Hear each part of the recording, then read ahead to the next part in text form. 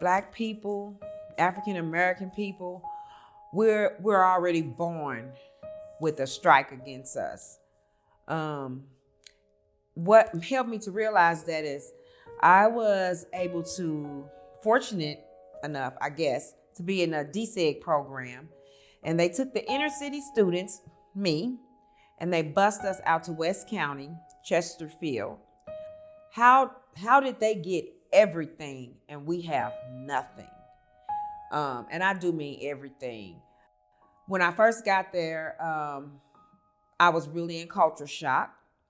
I was afraid to talk in my class. I didn't want nobody to hear my language, the way we speak. You know, they'll say bro, and, you know, when people are mimicking, you know, Black people. So I was so scared to talk. I wanted to be in activities, but we couldn't. They didn't let Black girls be on the cheerleading team when I was in school. When I was a teen, I was so depressed.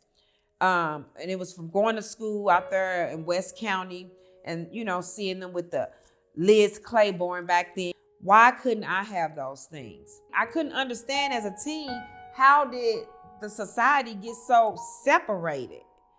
You know, it's like, how could people be so cruel? Like, where did they get that from? When I was at Parkway West, I worked so hard. I had a little job and I wanted this jacket so bad, and I saved the money and I got the jacket and I wore it to school. And this white guy, he wanted my jacket. He went and told the principal that I stole his jacket. And they came out of that office. They went to my locker and they took my jacket. They took my jacket. No questions asked or nothing. I feel like white people, they just don't have a clue. It has caused me depression because I want the big house. I want the cars. I want the education. I want to leave financial wealth for my children.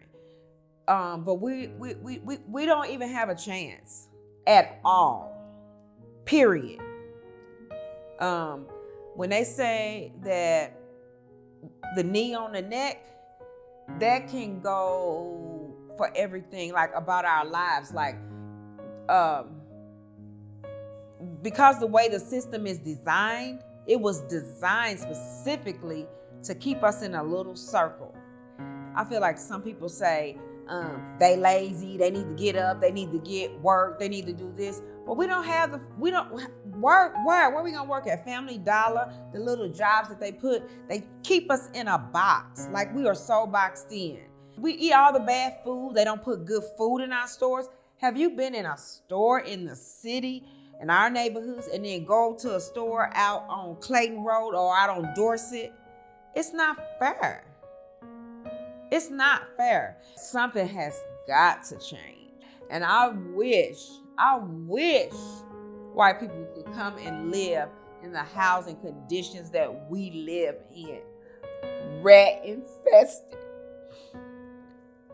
It's not fair. And even though they think we got freedom, we ain't free at all. We're not free at all. How do I get to the other side? Like, how? Everything is designed to keep us down. We get 16% interest rate. They get 4% interest rate. And that's the way it is. But their income supersedes my income all day, but I get the high interest rate. I refuse to give in to that systematic racism that has been keeping us down for years. I'm not giving into it. I'd be so depressed because I'm tired of living in public housing, government-funded programs. I don't want that for my life. That's not the life I want. And then it makes me hate myself. I hate myself. I hate my skin. I hate my color. All of that sometimes. I work hard. I'm not lazy. I'm not none of that. Yeah, I had my little substance issue for a while, but thank God I've been able to get a hold of that, and I don't struggle with that stuff anymore. I have dealt with depression all my life. It was just something that we have to learn how to deal with it. We don't get to go to the doctor for it and all that stuff. We don't get to go to counselors. We don't have that. We don't get all of that. So you didn't get to express your feelings. We learn how to express ourselves through drinking and drugging. That's all we have. That is our escape.